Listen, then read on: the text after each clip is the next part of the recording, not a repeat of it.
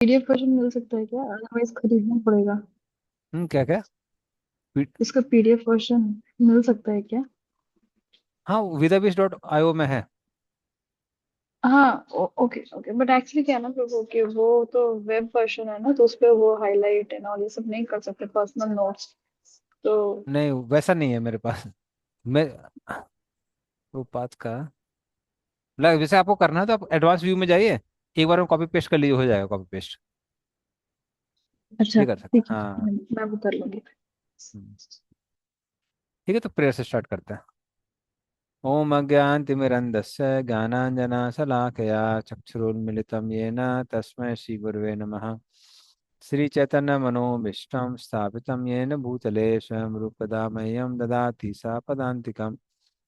वन्देऽहं श्रीगुरो श्रीयुतापदकमलं श्रीगुरून् वैष्णवांश श्रीरूपं सागरजातां सहगना रघुनाथान्वितं तं सजीवं साद्वैतं सावधूतं परिजनासहितं कृष्णचैतन्यदेवं श्रीराधाकृष्णपादान् सगना ललिता श्रीविशाखान्वितांश्च नमा ओं विष्णुपादाय कृष्णप्रेष्ठाय भूतले श्रीमते भक्तिवेदांता स्वामिनिति नामने। नमस्ते सारस्वते देवे गौरवाणी प्रचारिणे निर्विशेषा शून्यवादी पाश्चात्यदेशतान्य वाञ्छाकल्पतरुभ्यश्च कृपा सिन्धुभ्यश्च पतितानां पावनेभ्यो वैष्णवेभ्यो नमो नमः। नमो महावदन्नाय कृष्ण प्रेम प्रदायते कृष्णाय कृष्ण चैतन्य नाम गौरतु नमः। हे कृष्ण करुणा सिंधु दीनबंधु जगतपते गोपसा गोपिका कांता राधा कांता नमस्ते। तप्त कांचन गौरांगी श्री राधे वृंदावनेश्वरी विश्वभानुसुते देवी प्रणमामि हरिप्रिये। नीलाचल निवासाय नित्य परमात्मने बलभद्र सुभद्राभ्याम जगन्नाथाय ते नमः। जय श्री कृष्ण चैतन्य प्रभु नित्यानंद श्री अद्वैत गदाधर शिवासादि गौर भक्तवृंद। हरे कृष्णा कृष्णा कृष्णा हरे हरे, हरे राम राम राम हरे हरे।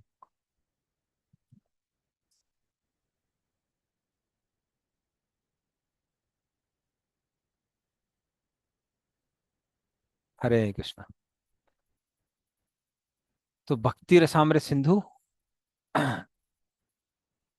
इसके प्रीफेस में प्रभुपाद रूप गोस्वामी सनातन गोस्वामी इन लोगों की कथाएं लिखते हैं। तो वो संक्षेप में बताते हैं कि कैसे रूप गोस्वामी और सनातन गोस्वामी,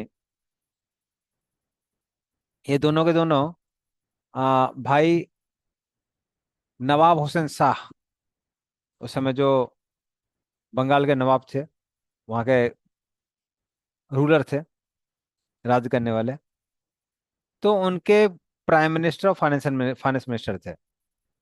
सनातन गोस्वामी प्राइम मिनिस्टर थे, इसलिए उनका नाम था आ, सकार मलिक। सकार मलिक मतलब छोटा मालिक।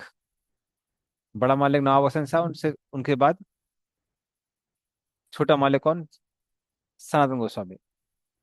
और रूप गोस्वामी का नाम हो गया था दबेर खास, मतलब खास मिनिस्टर है। तो वो फाइनेंस मिनिस्टर थे। और नवाब हुसैन शाह ने अपनी प्रॉपर्टी उनके साथ डिवाइड की हुई थी। तो ओरिजिनली वो लोग सारस्वत ब्राह्मण फैमिली से हैं, कर्नाटका से। घर में कुछ डिस्प्यूट हुआ, डिस्प्यूट की वजह से वो लोग बंगाल आ गए। और फिर नवाब हुसैन शाह ने प्रेशराइज करके उनको अपने अंडर रख लिया। पर वहां पर भी वो क्या करते थे, ज्यादा टाइम भक्ति के लिए स्पेंड करते थे। कई बार आ, उन्होंने चैतन्य महाप्रभु को खत लिखा कि कृपया करके महाप्रभु हमको अपने आश्रय में ले लीजिए। तो पहली बार में तो महाप्रभु ने बोला कि आप क्या करिए, आप आ, पारकीय भाव में ही भगवान की पूजा करिए। पारकीय भाव मतलब आप ऐसा दिखाइए कि आप मेटलिस्टिक हैं, लेकिन मन ही मन में आप राधा कृष्ण की पूजा करिए। तो आज भी हम लोग अगर वहां जाएंगे राम के लिए, तो वो जगह है जहां उन्होंने वृंदावन बनाया था, और जहाँ पे सनातन गोस्वामी रूप गोस्वामी भक्तों के साथ में श्रीमद् भागवतम डिस्कस किया करते थे। लेकिन एक बार जब चैतन्य महाप्रभु आ, राम के लिए आते हैं, तो रूप गोस्वामी सनातन गोस्वामी उनके छोटे भाई थे अनुपम, ये तीनों के तीनों रात के समय महाप्रभु से मिलने के लिए आते हैं। और पूरा जीवन जो है उनको समर्पित कर देते हैं। और खासकर सनातन गोस्वामी के समय जो क्वेश्चन थे कि आमी कि अमाय जारे तापत्रय, मुझे तो ये भी पता नहीं है कि मैं कौन हूँ, मैं इस दुनिया में क्यों त्रितापों से ग्रसित हूँ, तो कृपया करके हमारा उद्धार करिए। उस समय महाप्रभु उनको, चेतन महाप्रभु उनको दीक्षित करते हैं, उनको नाम देते हैं सनातन गोस्वामी, रूप गोस्वामी। ओरिजिनली उनका नाम था अमर और संतोष, और बाद में नाम पड़ गया दबेर खास साकर मलिक। फिर महाप्रभु ने उनको नाम दिया साकर मलिक को सनातन गोस्वामी, दबेर खास को गोस्वामी। और उनके जो सबसे छोटे भाई थे ऐसे अनुपम, उनका नाम पहले श्री वल्लभा था, बाद में अनुपम हो गया। तो इस तरह से ये तीनों भाइयों को उन्होंने दीक्षित किया। और उचित समय आने पे महाप्रभु ने बोला कि आप रिनाउंस कर सकते हैं और मुझे ज्वाइन कर सकते हैं। तो रूप गोस्वामी कुछ समय बाद ही रिनाउंस कर देते हैं और अनुपम के साथ में भाग के प्रयागराज आ जाते हैं। और सनातन गोस्वामी कुछ समय बाद जाते हैं। और रूप गोस्वामी अपना जो धन था उसका 50% कृष्ण महाभारत के प्रचार प्रसार के लिए रखते हैं। 25% जो था वो अपने रिश्तेदारों को बांटते हैं, और 25% इमरजेंसी के लिए रखते हैं। उसी इमरजेंसी के पैसे को यूज करते हुए सनातन गोस्वामी भी मुक्त होकर वहां से आ जाता है। तो ये सारी डिटेल्स कहाँ दिए हैं, इस चैतन्य चरितामृत में दिए हुए हैं। और फिर 10,000 घाट जो है प्रयागराज में, वहां पर 10 दिन तक लगातार महाप्रभु आ, रूप गोस्वामी को शिक्षा देते हैं, जिसको हम लोग बोलते हैं रूप शिक्षा। और उसी के आधार पे रूप गोस्वामी ने ये भक्ति रसामृत सिंधु लिखी हुई है। जो जो उन्होंने महाप्रभु से रस तत्व के बारे में सीखा था वो सब भक्ति रसामृत सिंधु में लिखा हुआ है। खासकर रूप गोस्वामी के बारे में चैतन्य महाप्रभु कहते थे कि रूप गोस्वामी मेरे हृदय को जानते हैं। तो एक बार की बात है कि जब पुरी में रथ यात्रा हो रही थी, तो चैतन्य महाप्रभु एक श्लोक बोलते हैं जो कि किसी को समझ में नहीं आता है। ऐसा लग रहा था जैसे मान लीजिए किसी मूवी में किसी हीरोइन ने हीरो हीरो के लिए बोली हुई है कि मैं वही राधा हूँ, तुम वही कृष्ण हो, हम लोग वित्त सी पेट के अंदर हैं, तो मुझे उस वृंदावन में जाना है। पर यहाँ मैं द्वारका में देख रही हूँ, या हस्तिनापुर में, सॉरी कुरुक्षेत्र में मैं देख रही हूँ कि यहाँ पे रथों की गड़गड़ाहट है। तो वहां पर, यहाँ पर मैं अपनी इच्छाएं पूर्ण नहीं कर पा रही हूँ, मैं चाहती हूँ कि आप हमारे साथ वृंदावन चलें। तो इस तरह से कुछ बोलते हैं। और रूप गोस्वामी उसको समझ जाते हैं। वो ताल पत्र में एक जगह लिख के अपने झोपड़ी पे रख देते हैं उसको, श्लोक को। और जब महाप्रभु दिन के समय जाते हैं वहां पर, रूप गोस्वामी जहाँ रुके हुए थे वहां पर उस स्थान पे जाते हैं, और महाप्रभु उसको देखते हैं श्लोक को। फिर वो स्वरूप दामोदर गोस्वामी से पूछने लगते हैं, कहते हैं रूप गोस्वामी को इस श्लोक के बारे में कैसे पता चला। तो फिर उस समय स्वरूप दामोदर गोस्वामी चैतन्य महाप्रभु से कहते हैं कि रूप गोस्वामी आपके हृदय को जानते हैं, क्योंकि आपने ही उनको वो शक्ति प्रदान करी है कि वो आपके हृदय को जान सके। और चैतन्य महाप्रभु कहते हैं हाँ, आप सही बोल रहे हैं। आप सही बोल रहे हैं। जब मैंने रूप गोस्वामी के नम्रता को देखा, तब मुझे समझ में आ गया कि ये मेरे हृदय को जानने के लायक है। और उसी समय मैंने उनको सारा ज्ञान दे दिया। इसलिए रूप गोस्वामी को बोलते हैं श्री चैतन्य मनोविष्टम। तो चैतन्य महाप्रभु के हृदय को, मन को जानते हैं। और हम सब के सब रूप गोस्वामी के ही अनुयायी हैं, और आध्यात्मिक जगत में भी रूप मंजरी के अनुयायी हैं। इसलिए सारे गौड़ीय वैष्णव को रूप अनुगा कहा जाता है। तो रूप गोस्वामी की जो मुख्य शिक्षा है वो भक्ति रसामृत सिंधु है, ये सबसे महत्वपूर्ण है। और प्रभुपाद ने उसकी जो समरी स्टडी है उसको लिखा है नेक्टर ऑफ डिवोशन। हाँ, तो इस तरह से भक्ति रसामृत सिंधु आती है। अब किसी के पास अगर भक्ति रसामृत सिंधु बुक है, हाँ, तो वो इसको पढ़ सकता है इस पैराग्राफ से। प्रीफेस चल रहा है, तो हिंदी में है अभी किसी के पास बुक? हरे कृष्ण प्रभु, दंडवत प्रणाम। मेरे पास है पर बंगाली में है, हाँ इंग्लिश में भी है। नहीं, इंग्लिश में तो यहाँ पे भी हिंदी डिस्प्ले में हो रही भी है, नहीं है। हिंदी में नहीं है। नहीं। कोई बात नहीं, ठीक है, कोई इंग्लिश में पढ़ दीजिए इसको यहाँ से। भक्ति मीन्स डिवोशन सर्विस। कोई पढ़े, मैं दूसरे कमरे में है, मैं लेके आती हूँ। Okay.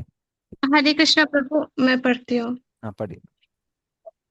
Bhakti means devotional service. Every service has some attractive features which drive the servitor progressively on and on. Every one of us within this world is perpetually engaged in some sort of service, and the impetus for such service is the pleasure we derive from it.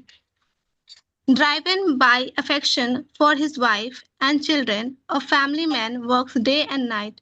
A philanthropist works in the same way for love of the greater family, and a nationalist for the cause of his country and countrymen. That force which drives the philanthropist, the householder, and the nationalist is called rasa, or a kind of mellow relationship whose taste is very sweet. Bhakti rasa is a mellow different from the ordinary rasa enjoyed by the mundane workers. Mundane workers labor very hard day and night in order to release a certain kind of rasa which is understood as sense gratification. The release or taste of the mundane rasa does not long endure, and therefore mundane workers are always apt to change their position of enjoyment. A businessman is not satisfied by working the whole week. Therefore, wanting a change for the weekend, he goes to a place where he tries to forget his business activities. Then, after the weekend is spent in forgetfulness, he again changes his position and resumes his actual business activities. Material engagement means accepting a particular status for some time and then changing it.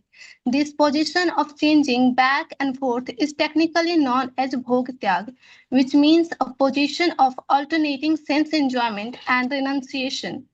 A living entity cannot steadily remain either in sense enjoyment or in renunciation.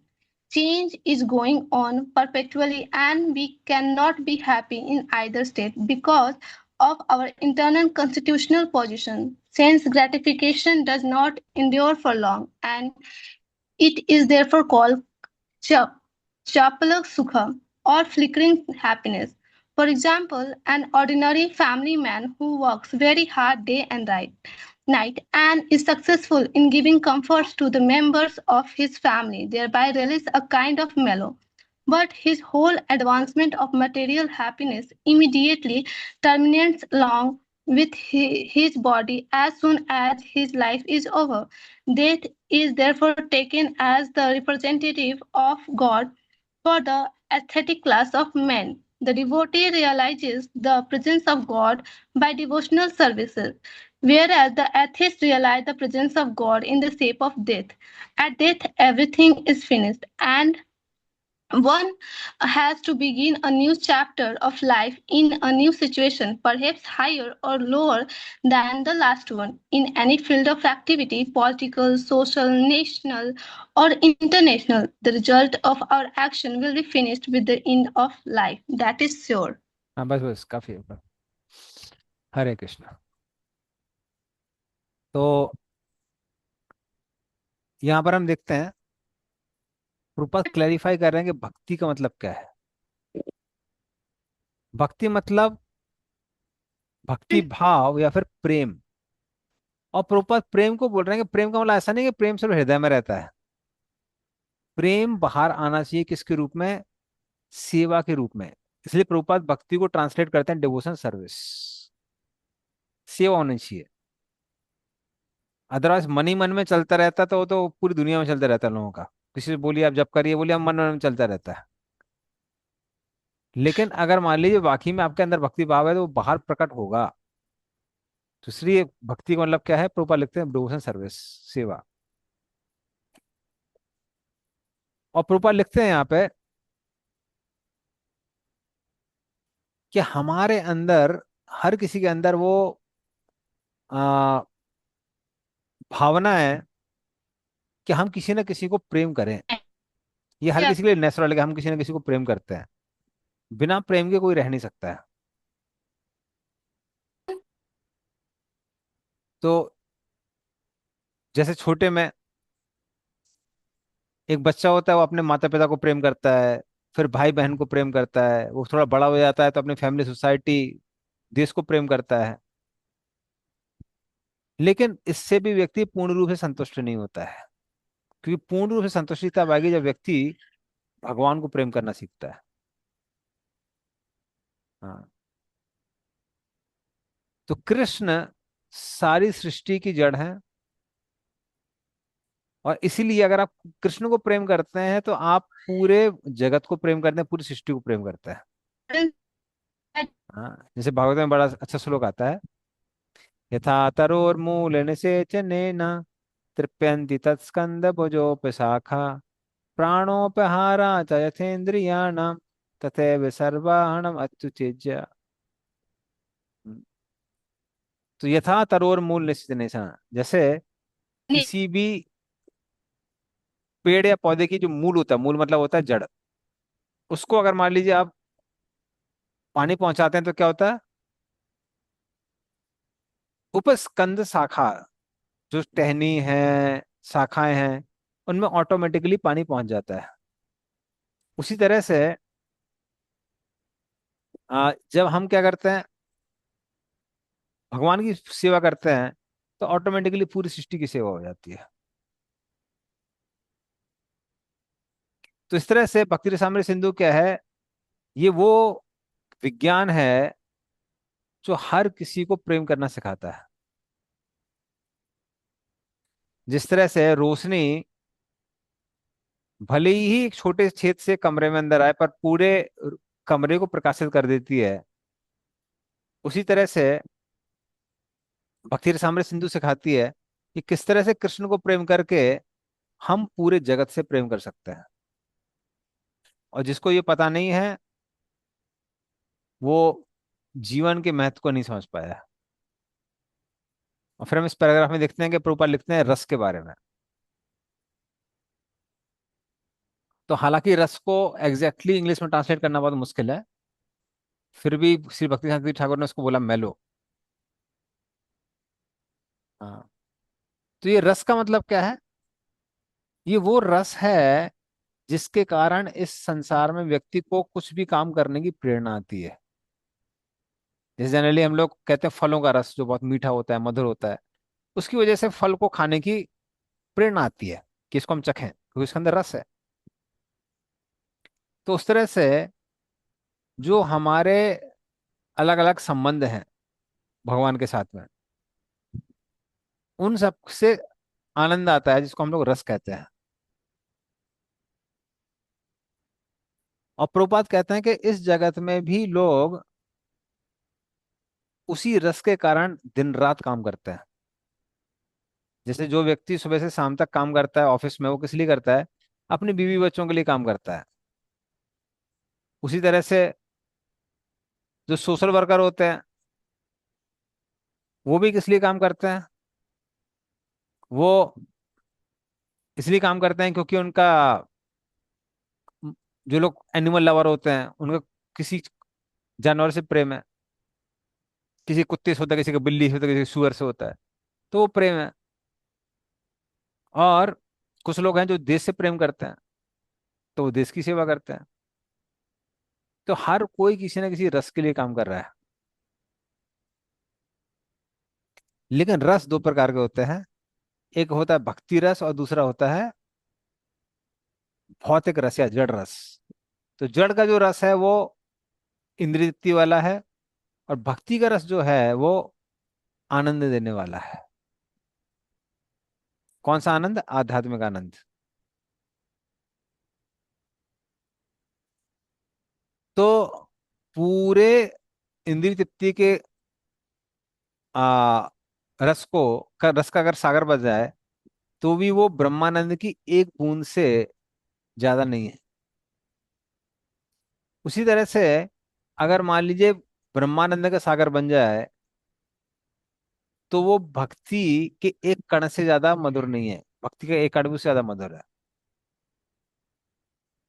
इसलिए भक्ति रस के को पूर्ण रूप से समझना ये किसी भी व्यक्ति के लिए संभव नहीं है, वो सिर्फ प्रैक्टिस करके उसको महसूस कर सकता है। तो जो भौतिक रस होता है वो कैसा होता है, वो प्रभुपाद समझा चुके हैं। एक है भोग त्याग। भोग त्याग मतलब जैसे ही इंद्रिय तृप्ति का मौका मिला लोग भोग करते हैं करते हैं करते हैं करते हैं करते हैं, करने का थक जाते हैं तो फिर त्याग याद आ जाता है, चलो छोड़ देते हैं। 4 दिन बहुत रसगुल्ले खाए, पेट खराब हो गया, आप रसगुल्ले नहीं खाएंगे।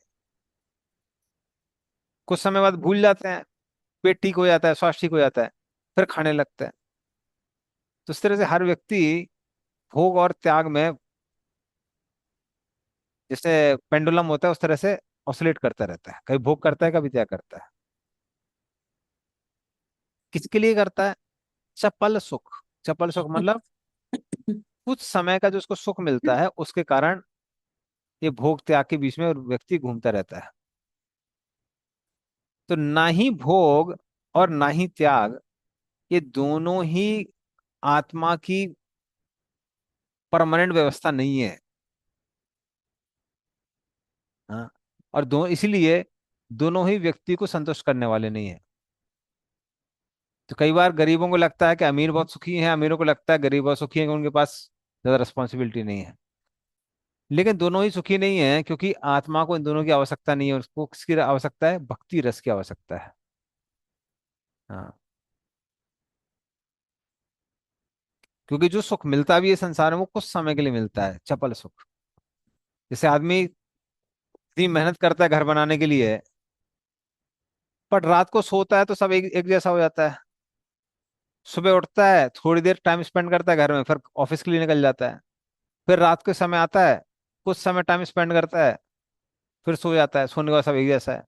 तो हार्डली 3-4 घंटे के सुख के लिए व्यक्ति 24 घंटे काम करता है। तो उसी को चप्पल सुख कहते हैं, थोड़े से कुछ समय के लिए सुख मिलता है।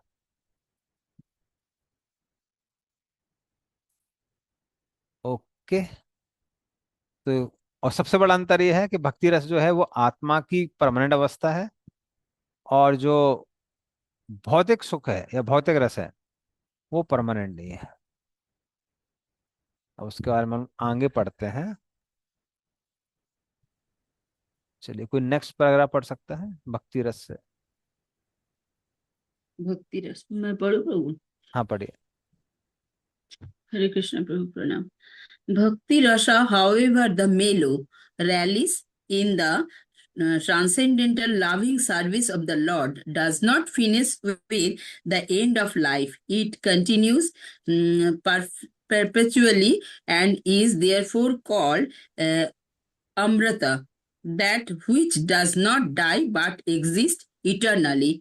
This is confirmed in all Vedic literature. Bhagavad Gita says that a little advancement in bhakti rasa can save the devotee from the greatest danger, that of missing the opportunity for human life. The rasas divided from our feelings in social life, in family life, or in the greater family life, or uh, altruism. altruism, philosophy, nationalism, socialism, communism, etc. Do not generate that one's next life will be as a human being.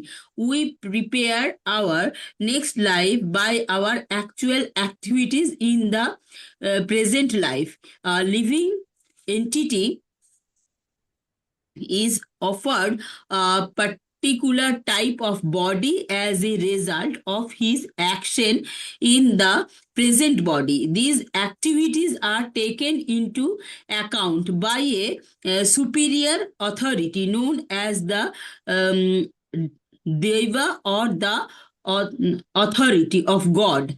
This Deva is explained in Bhagavad Gita as the prime cause of everything, and in Srimad Bhagavatam it is stated that a man takes his next body by divine um, देव nutrient देवनेत्रेण divine nectrina, which means by the supervision of the authority of the supreme. In an ordinary sense, dive is explained as destiny. Deva supervision gives us a body selected from 84,000 8.4 million 8,40,000 forms. The choice does not depends on our selection, but it is awarded to us according to our destiny of our body at present is engaged in the activities of Krishna consciousness. Then it is generated that we will have a latest of human body in our next life. A human being engaged in Krishna consciousness, even if unable to complete the course of Bhakti Yoga, takes birth in the higher divisions of human society so that he can automatically further his advancement in Krishna consciousness. Therefore, all bona fide activities in Krishna consciousness are amratya or permanent. This is the subject matter of the nectar of devotion. Continue The करिए माता eternal, huh? Continue The eternal engagement in Bhakti Rasa can be understood by a serious student upon studying the nectar of devotion. Adoption of Bhakti Rasa or Krishna consciousness will immediately bring one to an auspicious life free from anxieties and will bless one with transcendental existence, thus minimizing the value of liberation. Bhakti Rasa itself is sufficient to produce a feeling of liberation because it attracts the attention of the Supreme Lord Krishna. Generally, neophyte devotees are anxious to see Krishna or God, but God cannot be seen or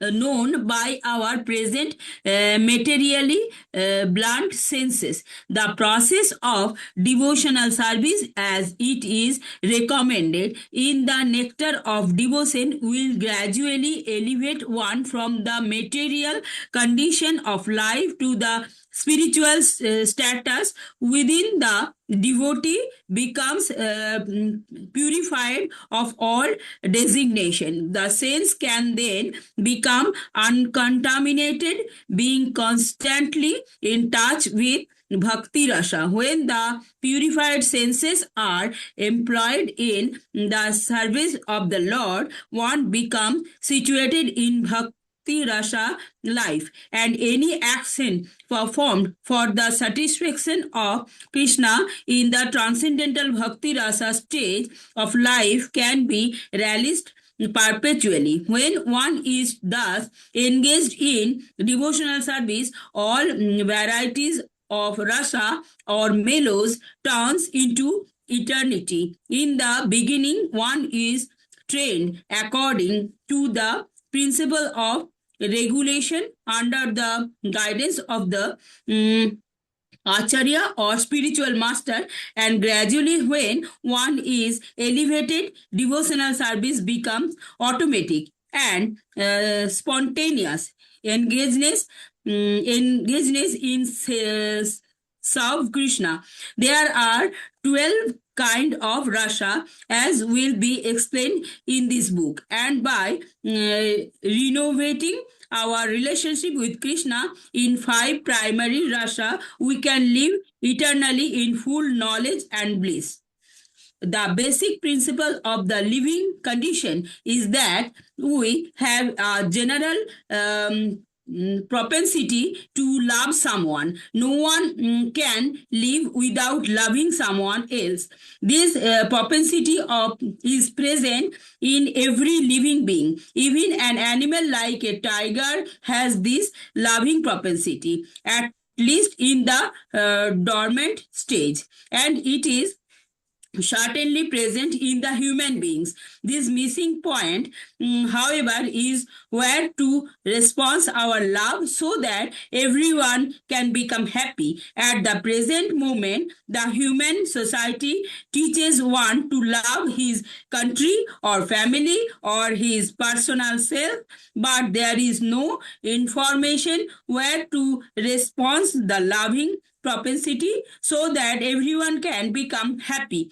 This missing point is Krishna, and the nectar of devotion teaches us how to stimulate our original love for Krishna and how to be satisfied that the position where we can enjoy our blissful life. In the primary stage, a child loves his parents, then his brother and sisters, and as he daily grows up, he begins to love his family, society, community, country, nation, or even the whole human society. But the loving propensity is not satisfied even by loving all human society. The loving propensity remains imperfectly fulfilled until we know who is the supreme beloved. Our love can be fulfilled, satisfied only when it is respond in Krishna. This theme is the sum and substance of the nectar of devotion, which teaches us how to love Krishna in 5 different transcendental mellows. Our loving propensity expands just as a vibration of light or air expands, but we do not know where it ends. The nectar of devotion teaches us the science of loving everyone in the living entities perfectly by the easy method of loving Krishna. We have failed to create peace and harmony in human society, even by such great attempts as the United Nations, because we do not know the right method. The method is very simple, but one has to understand it with a cool head. The nectar of devotion teaches all men how to perform the simple and natural method of loving Krishna, the Supreme Personality of Godhead. If we learn how to love Krishna, then it is very easy to immediately and simultaneously love every living being. It is like pouring water on the root of the tree or supplying food to one's stomach. The method of pouring water on the root of a tree or supplying foodstuffs to the stomach is universally scientific and practical, as every one of us has experienced. Everyone knows well that when we eat something, or in other words, when we put foodstuffs in the stomach, the energy created by such action is immediately distributed throughout the whole body. Similarly, when we pour water on the root of every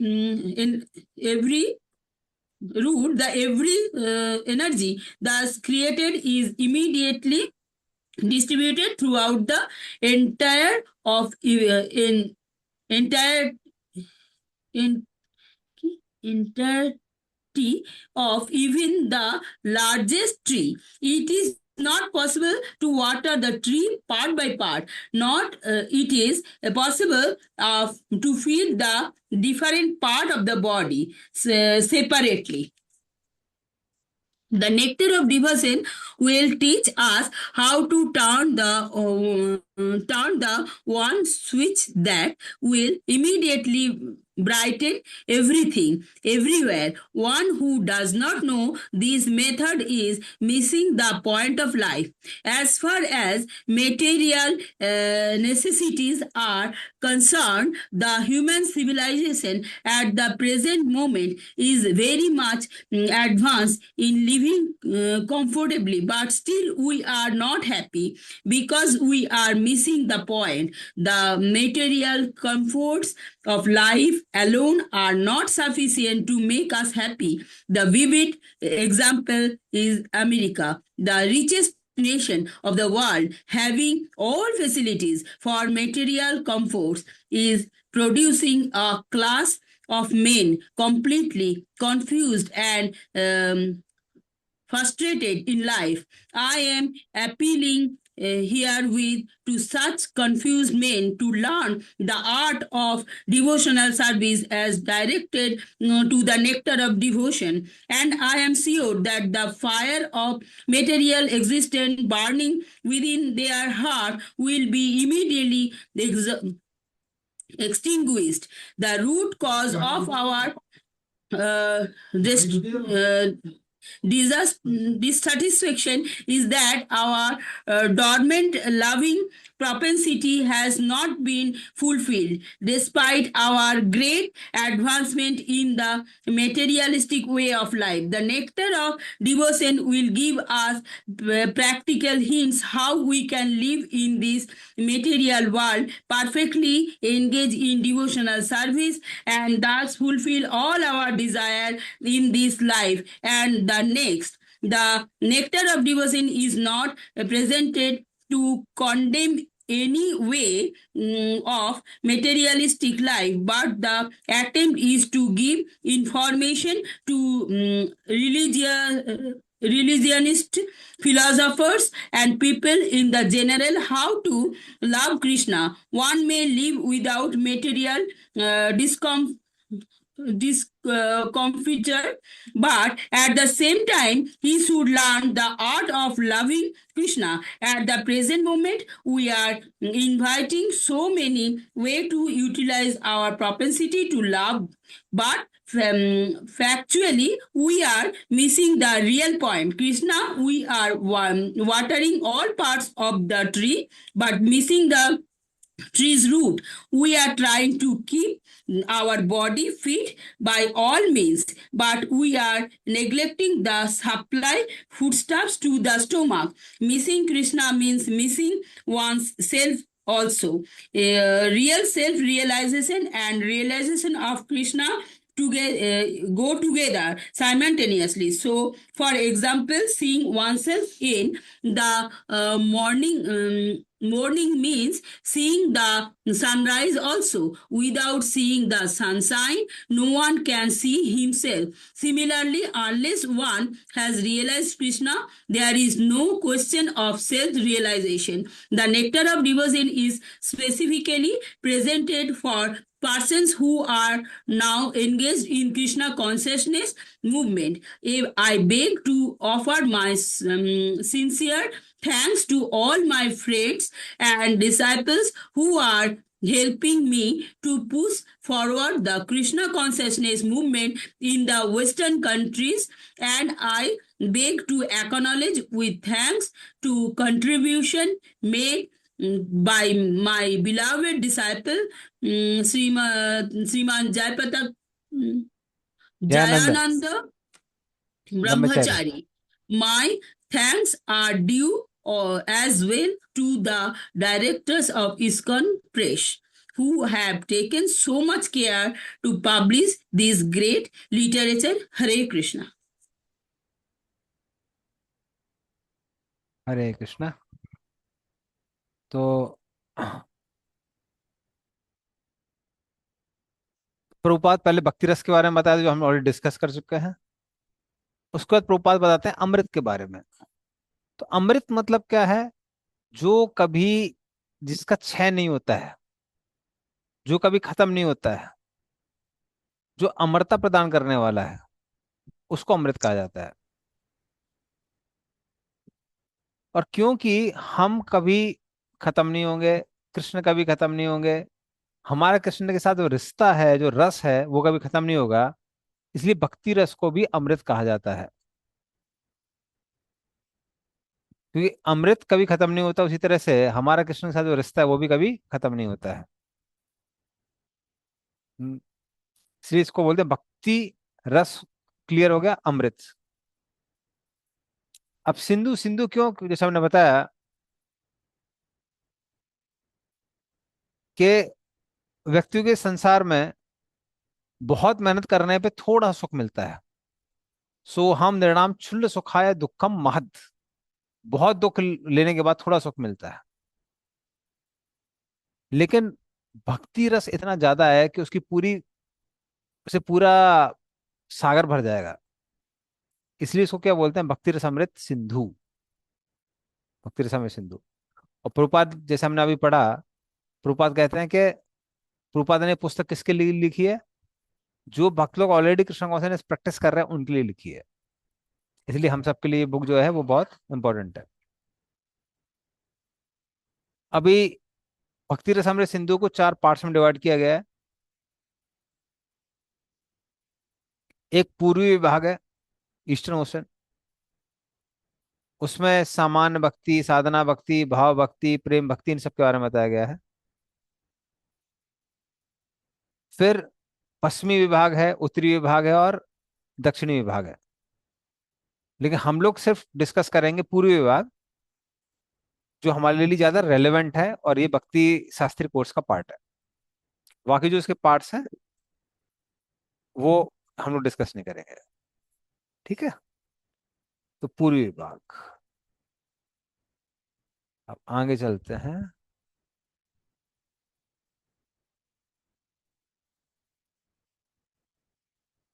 introduction. मैं पढ़ूँ प्रभु?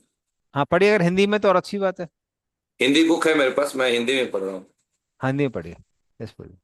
मंगलाचरण है ना, यही से प्रभु ना? हाँ हाँ हाँ। भगवान कृष्ण परम पुरुष, समस्त कारणों के कारण तथा समस्त रसो शांत दास साक वात्सल माधुर्य हास करुण भयानक वीर रौद्र अद्भुत अद्भुत तथा विभत्स रसों के आगार हैं। वे परम आकर्षक हैं और उन्होंने अपने विराट तथा दिव्य आकर्षक स्वरूप के द्वारा तारका, पालिका, श्यामा, ललिता तथा अनंत श्रीमती राधा रानी जैसी गोपियों को मोहित कर दिया। वे प्रभु हम पर कृपा करें, जिससे कृष्ण कृपा विग्रह श्री श्रीमद् भक्ति सिद्धांत सरस्वती गोस्वामी प्रभुपाद द्वारा प्रेरित होकर भक्ति रसामृत सिंधु लिखने के इस कार्य को संपन्न करने में मुझे कोई बाधा उपस्थित न हो। मैं सील रूप गोस्वामी प्रभुपाद तथा सील भक्ति सिद्धांत सरस्वती गोस्वामी प्रभुपाद के चरणों में सादर नमस्कार करता हूँ, जिनकी प्रेरणा से मैं भक्ति रसामृत सिंधु का सार संकलन करने के कार्य में प्रवृत्त हुआ हूँ। यह ग्रंथ आज से 700 क्या लिखा है हिंदी में, 500 वर्ष पूर्व पश्चिम बंगाल में कृष्ण भावनामृत आंदोलन का प्रसार करने के लिए प्रकट हुए श्री चैतन्य महाप्रभु द्वारा प्रतिपादित परम भक्ति विज्ञान। सील रूप गोस्वामी इस ग्रंथ का शुभारंभ अपने अग्रज एवं श्री गुरु श्री सनातन गोस्वामी को सादर नमस्कार करते हुए करते हैं और यह प्रार्थना करते हैं कि यह भक्ति रसामृत सिंधु उन्हें अत्यंत रोचक लगे। वे आगे प्रार्थना करते हैं कि इस भक्ति रसामृत सिंधु में निवास करते हुए श्री सनातन गोस्वामी राधा कृष्ण की सेवा में सदैव दिव्य आनंद का अनुभव करें। मैं समस्त महान भक्तों तथा आचार्यों को सादर नमस्कार करता हूँ, जो अमृत के महासागर में मगरों के समान है और जो मुक्ति रूपी विविध नदियों की तनिक भी प्रवाह नहीं करते। वे निर्विशेषवादी ब्रह्म रूपी सागर में तल्लीन होना चाहते हैं, ठीक उन नदियों की भांति जो बहते बहते सागर में तल्लीन हो जाती है। सागर की तुलना मोक्ष से की जा सकती है और नदियों की तुलना मोक्ष की विभिन्न विधियों से निर्विशेषवादी नदी जल में निवास कर रहे हैं। तो अंततः सागर से मिल जाता है। उन्हें इसका पता नहीं है कि सागर तथा नदी में समान रूप से असंख्य जलचर भी हैं। जो मगर सागर में रहते हैं वे उन नदियों की परवाह नहीं करते जो सागर में आकार मिलती रहती है। भक्तगण सदैव भक्ति रूपी सागर में रहते हैं और नदियों की तनिक भी प्रवाह नहीं करते। दूसरे शब्दों में जो शुद्ध भक्त हैं वे भगवान की दिव्य प्रेमा भक्ति रूपी सागर में सदैव रहते हैं और उन अन्य विधियों की परवाह नहीं करते जो सागर में क्रमशः गिरने वाली नदियों के तुल्य है। शील रूप गोस्वामी अपने गुरु श्री सनातन गोस्वामी में भक्ति रसामृत सिंधु की रक्षा उन तार्किकों को मीमांसकों से करने की प्रार्थना करते हैं जो व्यर्थ ही भगवान के भक्ति योग विज्ञान में दखल देते हैं। वे इनके तर्कों तथा विवादों की तुलना सागर के बीच उठने वाले ज्वालामुखी उद्गारों से करते हैं। जिस प्रकार सागर के बीच उठने वाले ज्वालामुखी उद्गारों से बहुत ही कम क्षति पहुंच सकती है, उसी प्रकार जो लोग भगवत भक्ति के विरुद्ध हैं और जो चरम दिव्य अनुभूति के विषय में अनेक दार्शनिक मत प्रस्तुत करते हैं, वे भक्ति के इस महान सागर को तनिक भी विक्षुब्ध नहीं कर सकते। भक्ति रसामृत सिंधु के रचयिता श्री रूप गोस्वामी नर्मता पूर्वक निवेदन करते हैं कि वे कृष्ण भावनामृत को सारे संसार में फैलाने का प्रयास कर रहे हैं। यद्यपि वे विनम्र भाव से सोचते हैं कि वे इस कार्य के लिए अनुयुक्त हैं, कृष्ण भावनामृत आंदोलन के समस्त प्रचारकों को शील रूप गोस्वामी के चरण चिन्हों का अनुगमन करते हुए इस मनोवृत्ति से काम करना चाहिए। हमें कभी भी अपने आप को महान प्रचारक नहीं समझना चाहिए, अपितु यही मानना चाहिए कि हम पूर्ववर्ती आचार्यों के निमित्त मात्र हैं और उनके चरण चिन्हों पर अचल कर ही हम पीड़ित मानवता के लाभ के लिए कुछ भी कर सकते हैं। भक्ति रसामृत सिंधु 4 भागों में विभाजित कर दिया गया है। जिस प्रकार सागर को कभी कभी 4 भागों में विभाजित कर दिया जाता है, इसके हर भाग की विभिन्न अनुभाग है। मूल भक्ति रसामृत सिंधु में सागर की भांति पूर्व, दक्षिण, पश्चिम तथा उत्तर के 4 भाग और इन विभागों के अनुभाग लहरों के रूप में हैं।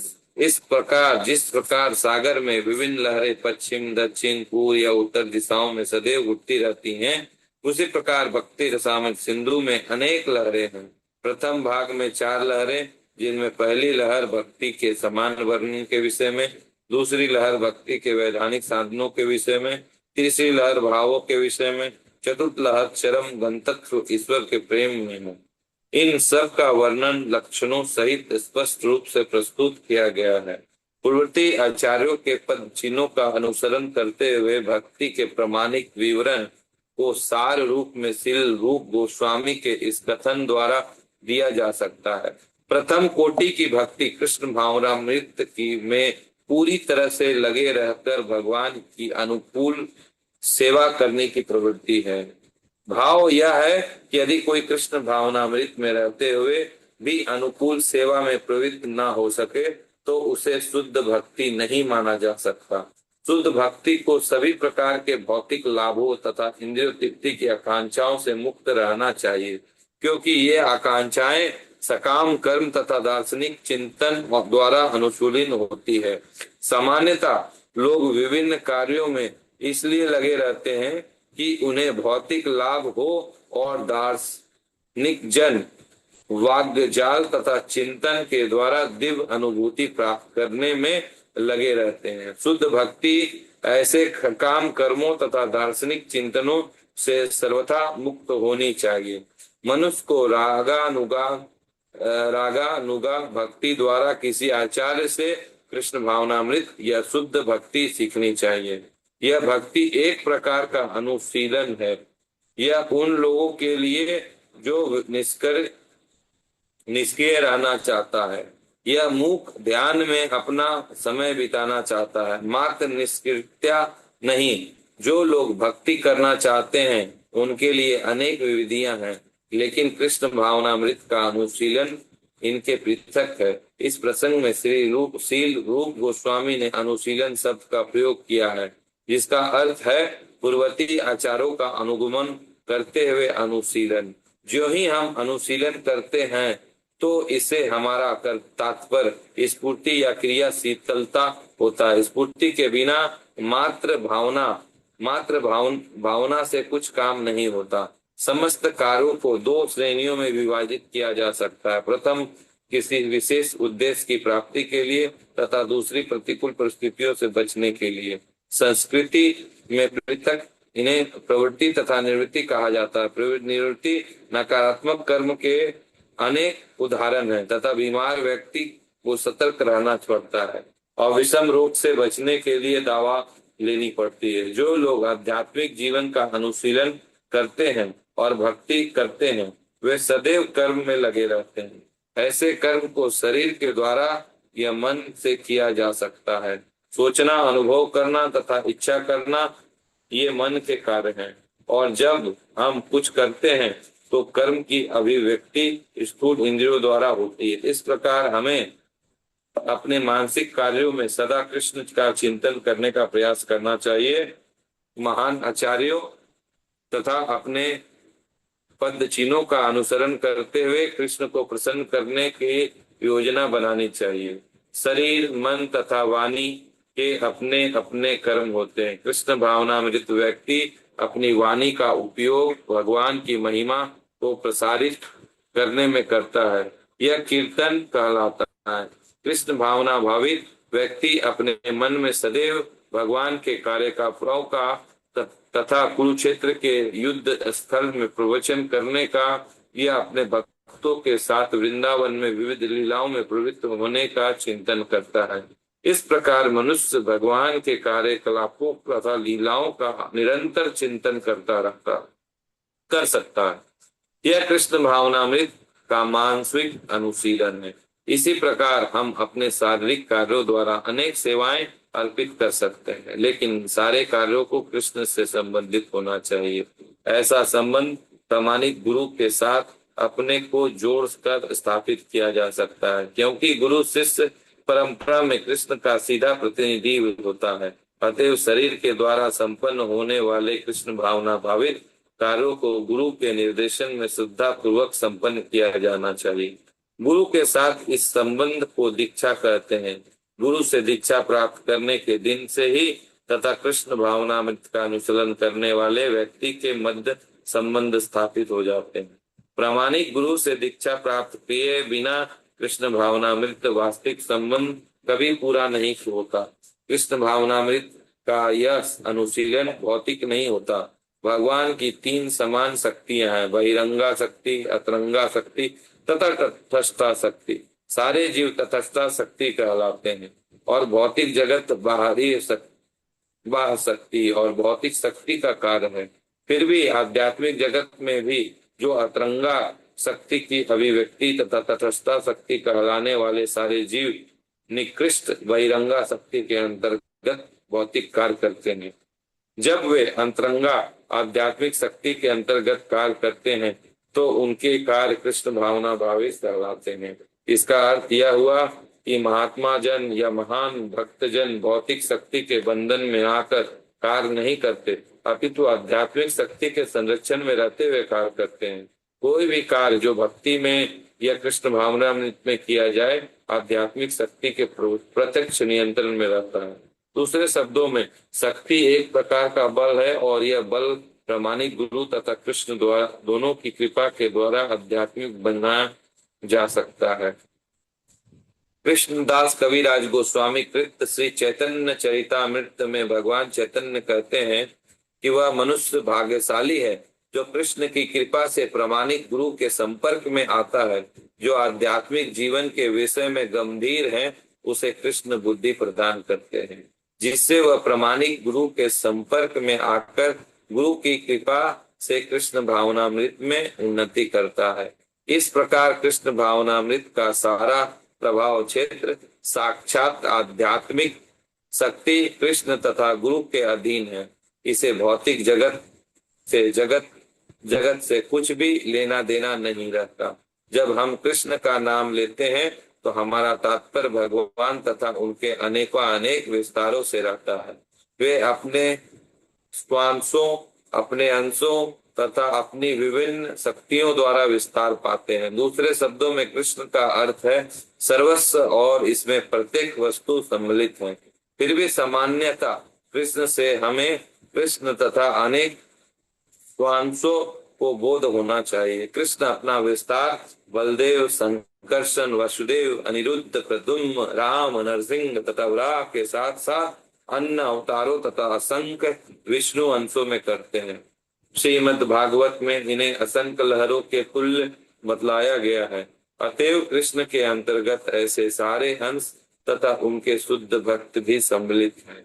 ब्रह्म संहिता में कहा गया है कि कृष्ण के अंश पूर्णतः सच्चिदानंदमय है। भक्ति का अर्थ उन कृष्ण भावनामृत कार्यों को संपन्न करना है जो भगवान कृष्ण के दिव्य आनंद के अनुकूल हो। इसके विपरीत जो क्रिया श्री भगवान के दिव्य आनंद के प्रतिकूल हो उसे भक्ति नहीं माना जा सकता। उदाहरण के अनुसार रावण, कंस तथा हिरण्यकशिपु जैसे महान असुर सदैव कृष्ण का चिंतन करते रहते थे, लेकिन वे उन्हें शत्रु के रूप में याद करते थे। इस प्रकार के चिंतन को भक्ति या कृष्ण भावनामृत नहीं कहा जा सकता।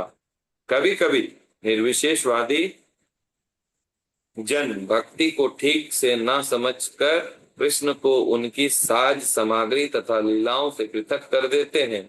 उदाहरण, भगवत गीता का प्रवचन कुरुक्षेत्र युद्ध स्थल में हुआ था और निर्विशेषवादी कहते हैं कि यद्यपि कृष्ण रोचक है किंतु कुरुक्षेत्र का युद्ध स्थल ऐसा नहीं है। भक्तगण भी जानते हैं, उनको भी कुरुक्षेत्र में युद्ध स्थल से कुछ लेना देना नहीं है, किंतु साथ ही वे यह भी जानते हैं कृष्ण का अर्थ अकेले कृष्ण नहीं, वे सदा अपने पार्षदों एवं साज सामग्री के साथ रहते हैं। उदाहरण के अनुसार यदि कोई कहे इस हथियारधारी आदमी को कुछ खाने को दो, तो खाने का कार्य मनुष्य के द्वारा होता है, ना कि हथियारों द्वारा। इसी प्रकार कृष्ण भावनामृत में भक्त की रुचि साज सामग्री तथा कृष्ण संबंधित स्थानों या कुरुक्षेत्र युद्ध स्थल में हो सकता है, किंतु उसे ऐसी वैसी किसी भी युद्ध भूमि में कुछ भी लगाव नहीं रहता। तो उसका तो कृष्ण से, उसकी वाणी तथा उसके उपदेश आदि से लगाव रहता है। युद्ध क्षेत्र की इतनी महत्ता कृष्ण के कारण ही है। कृष्ण भावनामृत को समझने का यही सार है। इसे समझे बिना मनुष्य यह समझने में भ्रांति का शिकार हो सकता है कि भक्त गण कुरुक्षेत्र के युद्ध स्थल में रुचि क्यों लेते हैं। जो व्यक्ति कृष्ण में रुचि रखता है वह उन विभिन्न कार्यकलापों तथा लीलाओं में भी रुचि लेने लगता है। भक्ति रसामृत सिंधु में श्री रूप गोस्वामी के अनुसार शुद्ध भक्त की परिभाषा को इस प्रकार सार रूप में दिखाया जा सकता है। उसकी सेवा अनुकूल होती है और सदैव कृष्ण से संबंधित रहती है। ऐसी कृष्ण भावनामृत कार्यों की शुद्धता बनाए रखने के लिए मनुष्य को समस्त भौतिक आकांक्षाओं तथा दार्शनिक चिंतन मनोधर्म से मुक्त होना चाहिए। भगवान की सेवा के अतिरिक्त कोई भी आकांक्षा भौतिक आकांक्षा कहलाती है और दार्शनिक चिंतन मनोधर्म का अर्थ है ऐसा चिंतन जो अंततः शून्यवाद या निर्विशेषवादीवाद तक पहुंचे। ऐसा निष्कर्ष कृष्ण भावना भावित व्यक्ति के लिए व्यर्थ है। दार्शनिक चिंतन के द्वारा बिरले ही वसुदेव कृष्ण की पूजा के निष्कर्ष तक पहुंचा जा सकता है। इसकी पुष्टि भगवत गीता में भी हुई है। तब फिर भी दार्शनिक चिंतन का चरम लक्ष्य कृष्ण होना चाहिए, जिससे यह ज्ञान हो कि कृष्ण समस्त कारणों के कारण सर्वस्व है। अतएव मनुष्य को उनकी ही शरण में जाना चाहिए। यदि इस अंतिम लक्ष्य तक पहुंचा जा सके तो दार्शनिक प्रगति अनुकूल होती है, किंतु यदि दार्शनिक चिंतन का निष्कर्ष शून्यवादी या निर्विशेषवादी निकले तो भक्ति नहीं है। कभी कभी कर्म को या सकाम कर्म को कर्म कांड समझ लिया जाता है। ऐसे अनेक लोग जो वेद वर्णित कर्म कांड के प्रति अत्यधिक आकृष्ट होते हैं, किंतु यदि कृष्ण को जाने बिना कोई व्यक्ति एकमात्र कर्म कांड के प्रति आकृष्ट होता है तो उसके कार्य कृष्ण भावनामृत के प्रतिकूल पढ़ते हैं। वास्तव में कृष्ण भावनामृत को केवल श्रवण कीर्तन स्मरण आदि पर ही आधारित किया जा सकता है। श्रीमद् भागवत में 9 विधियां विभिन्न विद्याएं बतलाई गई हैं। इसके अतिरिक्त प्रत्येक संपन्न कार्य कृष्ण भावनामृत के प्रतिकूल है। इस तरह ऐसी गलतियों से सदा बचना चाहिए। श्रील रूप गोस्वामी ने भक्ति का इस परिभाषा में ज्ञानक मार्दी ज्ञानक मार्दी का भी उल्लेख किया है। कार कर्मादि में वे कार्य आते हैं जो शुद्ध भक्ति को प्राप्त करने में सहायक नहीं है बनते। तथा कथित त्याग के अनेक रूप भी कृष्ण की भक्ति के लिए अनुकूल नहीं होते। शील रूप गोस्वामी ने नारद पंचरात्र की एक निम्नलिखित परिभाषा की उद्धृत की है। मनुष्य को समस्त उपाधियों से मुक्त होना चाहिए और कृष्ण भावनामृत द्वारा समस्त भौतिक कलमश से शुद्ध हो जाना चाहिए। उसे फिर से अपनी शुद्ध पहचान प्राप्त करनी चाहिए, जिसमें वह अपनी इंद्रियों के स्वामी की सेवा में लगा सके। अतएव जब हमारी इंद्रियों के वास्तविक स्वामी के लिए लग जाती है तो इसे भक्ति कहते हैं। हमारी बद्ध अवस्था में हमारी इंद्रियां शारीरिक मांगों की पूर्ति में लगी रहती है, किंतु जब वे इंद्रियां कृष्ण के आदेशों को पूरा करने में लगा दी जाती है तो हमारे कार्य भक्ति कहलाते हैं। जब तक मनुष्य अपने आप को किसी एक परिवार, किसी समाज या किसी व्यक्ति से संबंधित मानता है तब तक उसे उपाधि से आवृत कहा जाता है। किंतु उसे जब पूर्णतया ज्ञान हो जाता है कि वह किसी परिवार, समाज या देश से नहीं अपितु कृष्ण से नित्य संबंधित है, तब उसे अनुभूति होती है कि उसे अपनी शक्ति का संप्रयोग तथा कथित परिवार, समाज या देश के हितों में ना करके कृष्ण के लिए करना चाहिए। यही उद्देश्य की शुद्धता और कृष्ण भावनामृत में शुद्ध भक्ति पद भी है। हरे कृष्ण। धन्यवाद। तो जब भी इंट्रोडक्शन लिखते हैं किसी भी किताब का तो उसके 3 पार्ट होते हैं। मंगलाचरण, उसके बाद में संक्षेप में बताया जाता है कि पुस्तक में क्या क्या दिया हुआ है, ये दूसरा पार्ट होता है।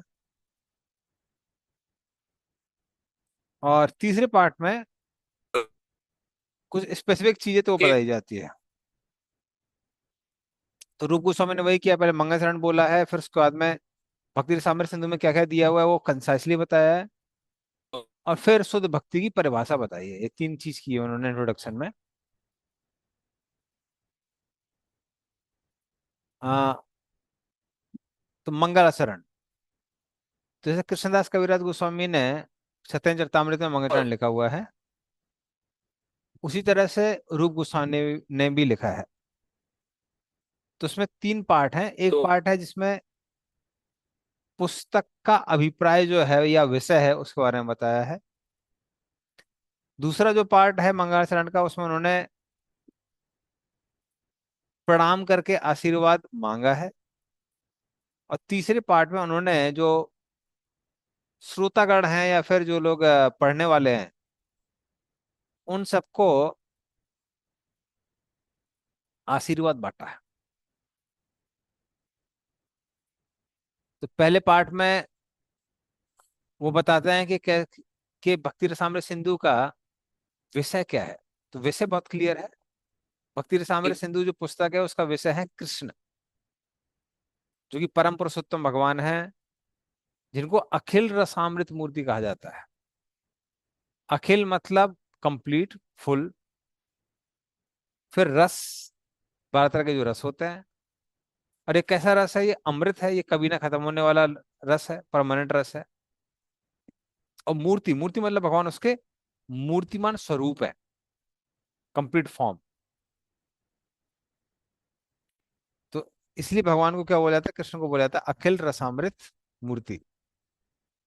चैतन्य चरितामृत में इसकी परिभाषा आती है, अखिल रसामृत मूर्ति ही प्रसरम रुचि रुद्ध तारिका तारका पाल ही कलित श्याम ललितो राधा प्रेयन विधुर जयति। तो कृष्ण अखिल रसामृत मूर्ति है। वो अपने गुणों के विस्तार से बहुत आकर्षक हो जाते हैं। तो वो अपने गुणों के द्वारा या फिर अपने, हाँ, अपने गुणों के द्वारा या फिर फीचर्स के द्वारा वो तारका और पाली को, ये जो दो गोपियां हैं, उनको कंट्रोल करते हैं, उन पर विजय प्राप्त करते हैं। फिर श्यामा और ललिता इनको स्वयं में एब्जॉर्व कर लेते हैं, और जो श्रीमती राधा रानी है उनको भी आकर्षित करते हैं। इसलिए कृष्ण को अखिल रसामृत मूर्ति कहा जाता है। तो कृष्ण के बारे में बताया था प्रभुपाद ने पैराग्राफ में। हम्म। कृष्ण अपने शक्ति के कारण इतने प्रिय नहीं है। कृष्ण क्योंकि अखिल रसामृत मूर्ति है इसलिए इतने प्रिय है। जो व्यक्ति शक्तिशाली होता है, कई बार हम उसका आदर सम्मान तो करते हैं पर हम उसके साथ रहना नहीं चाहते हैं। हम ऐसे व्यक्ति के साथ में रहना चाहते हैं जो रसों के आदान प्रदान में एक्सपर्ट हो।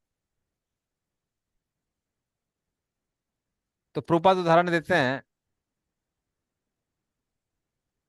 कि भगवान नारायण कौन है? वो हाई कोर्ट जज की तरह है, जो कि बहुत शक्तिशाली है, ताकतवर हैं, लेकिन हम उनके बहुत नजदीक नहीं आ सकते हैं, जज के, जज, हाई कोर्ट जज के। लेकिन अगर हाई कोर्ट जज अपने घर जाता है तो घर में वो अपने रसों को पूर्ण रूप से प्रकट करता है। वहां पे वो अपनी मधुरता का प्रदर्शन करता है। अपने बूढ़े माँ बाप के लिए वो आज्ञाकारी बालक है, अपने पुत्र के लिए अच्छा पिता है, अपने मित्रों के लिए एकदम आ, प्रिय है, और अपनी पत्नी के लिए बहुत प्रेमी है। उसी तरह से भगवान नारायण शंख चक्र गदा पद्म धारण करके अपनी ड्यूटी करते रहते हैं, भक्तों का की रक्षा करने की या सृष्टि करने की। उसमें वो अपनी शक्ति का प्रदर्शन करते हैं। लेकिन वही भगवान जब अपने घर में आते हैं, जिसको वृंदावन कहा जाता है, तब वो बहुत आकर्षित हो जाते हैं, इसलिए उनको कृष्ण कहा जाता है। सर्व आकर्षित यदि कृष्ण। हाँ। और इसी वजह से श्रील रूप गोस्वामी ने कृष्ण को बोला है अखिल रसामृत मूर्ति।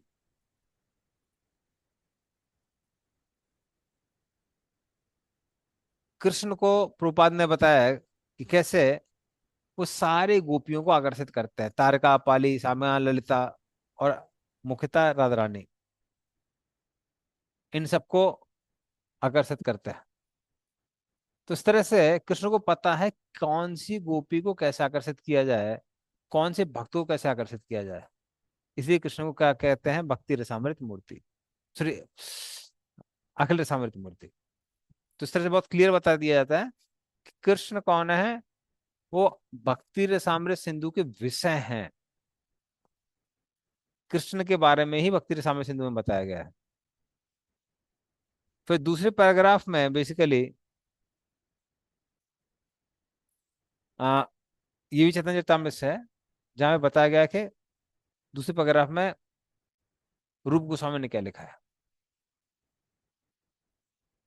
हृदयस्य प्रेरणया प्रवृत्तोऽहं वरकरूपोऽपि तस्य हरे पदकमलं वंदे चैतन्य देवस्य। मैं अधम हूं, मेरे पास कोई ज्ञान नहीं है, और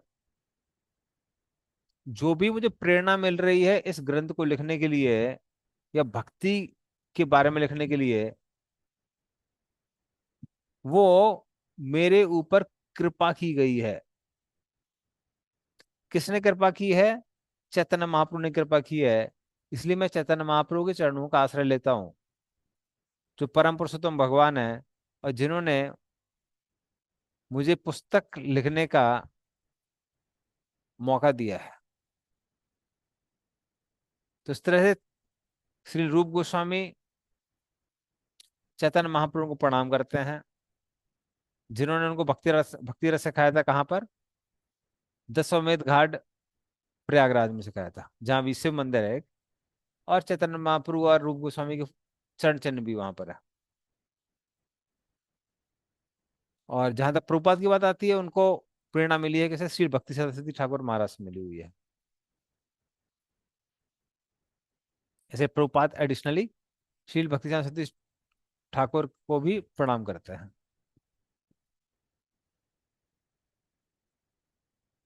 ओके। तो प्रभुपाद बोलते हैं कैसे इस भक्ति रस का प्रचार प्रसार करने की का जो आदेश है वो चैतन्य महाप्रभु ने दिया था 500 साल पहले। तीसरे पैराग्राफ में बताया गया है कि कैसे रूप गोस्वामी अपने जो गुरु हैं सनातन गोस्वामी, उनको प्रणाम करते हैं। और वो बोलते हैं कि सनातन गोस्वामी को प्रसन्न करने के लिए मैं भक्ति रसामृत सिंधु लिख रहा हूँ। तो सनातन गोस्वामी उनके बड़े भाई भी हैं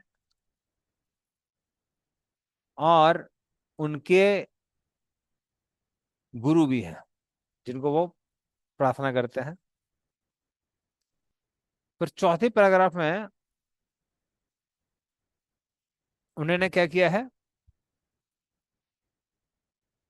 उन्होंने जो पाठक लोग हैं, जो हम लोग हैं, जो हम लोग पढ़ रहे हैं भक्ति रसामृत सिंधु, उन सबको आशीर्वाद दिया है। तो वो कहते हैं कि मैं जितने भी महान भक्त हैं, आचार्य हैं, उनके चरणों का आश्रय लेता हूँ, उनके चरणों में प्रणाम करता हूँ, दंड प्रणाम करता हूँ। और वो कहते हैं कि ये सारे जो बड़े बड़े आचार्य हैं किसकी तरह से हैं? ये सार्क की तरह हैं। तो सार्क हमेशा समुद्र में रहती है, वो नदियों में नहीं रहती है। और इसी वजह और साथ में सार्क कभी भी मछुआरे के जाल में फंसती नहीं है। तो जिस तरह सार्क हमेशा कहाँ रहती है? सागर में रहती है, नदियों में नहीं रहती है। तो नदियों की तुलना की गई है धर्म अर्थ काम मोक्ष ब्रह्मानंद, इन सब के नदियों इन सब के आनंद से। पर वो सब कहाँ मिलते हैं? वो एंड में सागर में जाके मिलते हैं, जिसकी तुलना की गई किससे की गई है? भक्ति रसामृत सिंधु से की गई है। तो ये जो महान भगवान के भक्त हैं, षड्वर्ग नक्रम, तो वो किस तरह से? वो सार की तरह है। और ये कहाँ रहते हैं? ये समुद्र में रहते हैं। ये मोक्ष की जो छोटी छोटी नदियां हैं, उनमें रहने में आनंद नहीं लेते हैं। वो कृष्ण प्रेम के आनंद में रहते हैं, ये जो आचार्य लोग हैं। तो जो निर्विशेषवादी हैं वो कहते हैं कि जीवन का लक्ष्य है भगवान में लीन हो जाना। जिस तरह से नदी सागर में लीन हो जाती है, तो इस तरह से जो निर्विशेषवादी होते हैं वो लीन होने में बड़ा आनंद लेते हैं, जिस तरह से नदी सागर में मिलने में आनंद लेती है। लेकिन ये लोग एक गड़बड़ कर देते हैं। क्या गड़बड़ कर देते हैं? कि वो ये नहीं समझते हैं कि जिस तरह से नदी जब सागर में मिलती है, आप बोल सकते हैं कि भाई नदी अब सागर बन गई है, लेकिन नदी में जो मछली थी वो नदी नहीं है, वो मछली ही है। और सागर में मिलने के बाद भी वो कैसी रह जाती है, मछली ही रह जाती है। उसी तरह से जो व्यक्ति भगवान के नाम रूप गुण लीला का एक्सपीरियंस करता है, वो एक्सपीरियंस उसका एक पर्सनल एक्सपीरियंस है, एक पर्सनैलिटी है उस व्यक्ति की। भले ही वो ब्रह्म में लीन क्यों ना हो जाए, उसकी पर्सनैलिटी खत्म नहीं होती है।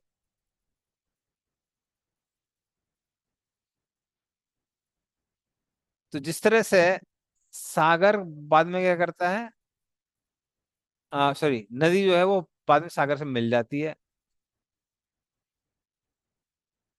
तो उस तरह से जो निर्विशेषवादी हैं वो कभी ना कभी तो भगवान के भक्त बनेंगे ही।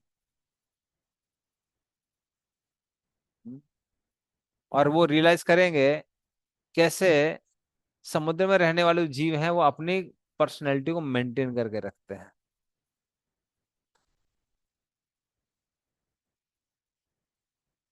तो प्रभुपाद समझाते हैं कि कैसे जीवन का जो लक्ष्य है वो भगवान में लीन होना नहीं है,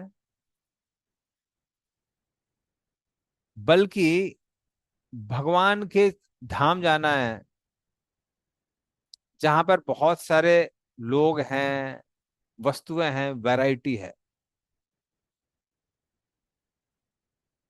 तो उस तरह से जो भक्त हैं वो वैसे भी तीनों गुणों के परे ही रहते हैं, वो दिव्य रहते हैं।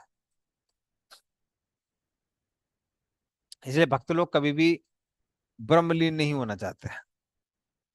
दूसरा हमने बताया था कि कैसे जो सार्क होती है वो मछुआरे के जाल में फंसती नहीं है।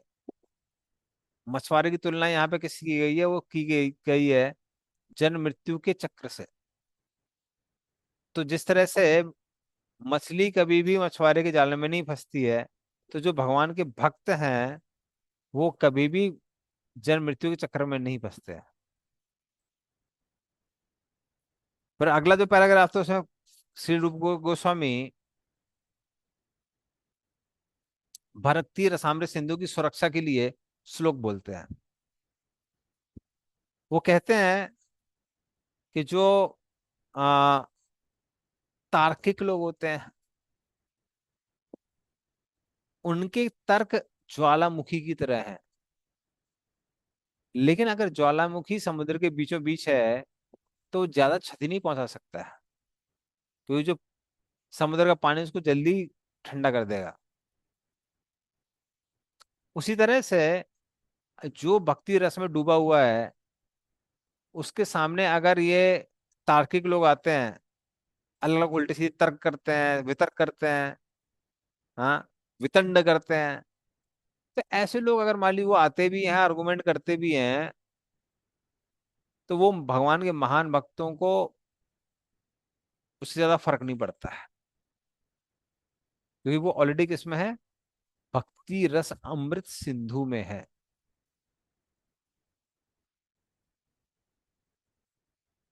और जो 6 पैराग्राफ में प्रोपाल लिखते हैं कि हर प्रचारक का यही मूड होना चाहिए कि वो श्री रूप गोस्वामी के पद चिन्हों पे चले। तो कभी भी हमको ये नहीं सोचना चाहिए कि हम बहुत बड़े प्रचारक हैं, इतने लोगों को भक्त बनाया है। हमको हमेशा जो हमारे आचार हैं उनके हाथों की कठपुतली बनने के लिए तैयार रहना चाहिए। अगर हम उनके पद चिन्हों पे चलेंगे तो निश्चित ही हम अपना कल्याण करेंगे और पूरे जगत का कल्याण करेंगे।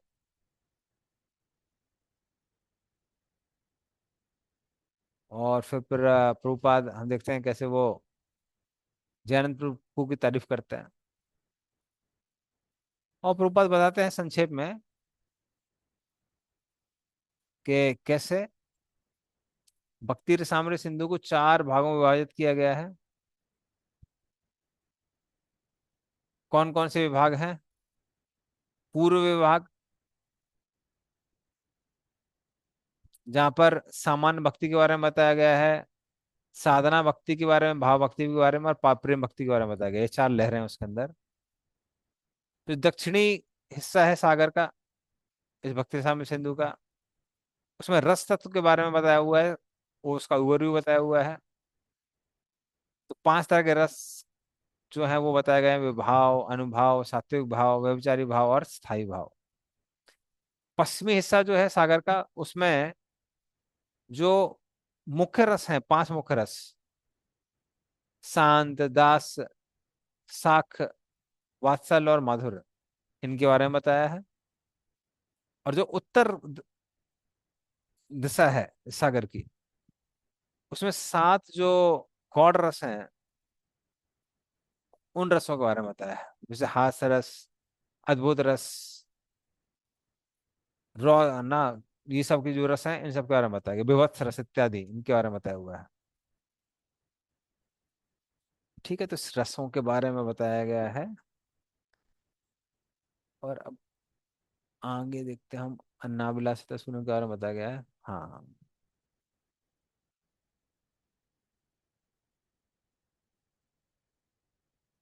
ओके। अब शुरुआत होगी परिभाषा, किसकी परिभाषा? शुद्ध भक्ति की परिभाषा।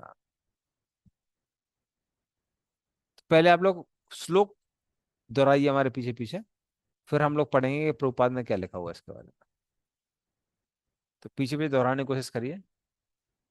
अन्याभिलाषिता शून्यम, अन्याभिलाषिता शून्यम् अन्याभिलाषिताशून्यम् ज्ञान कर्मादि अनावृतम, ज्ञानकर्मादि ज्ञानकर्माणामृतम् अनावृतम् अनुकूलेन कृष्णानो अनुकूलेन अनुकूलेन कृष्णानो शीलनम भक्तिरुत्तमा। शील भक्ति शीलिनं भक्ति उत्तम। उत्तमम्। हाँ, पढ़िए इसका। अध्याय 1 प्रभु ना। हाँ, ये शुद्ध अध्याय। भक्ति के लक्षण।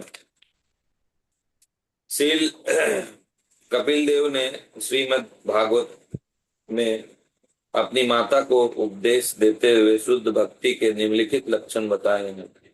ये है माता जो मेरे शुद्ध भक्त हैं और जिन्हें भौतिक लाभ या दार्शनिक चिंतन की कोई कामना नहीं है।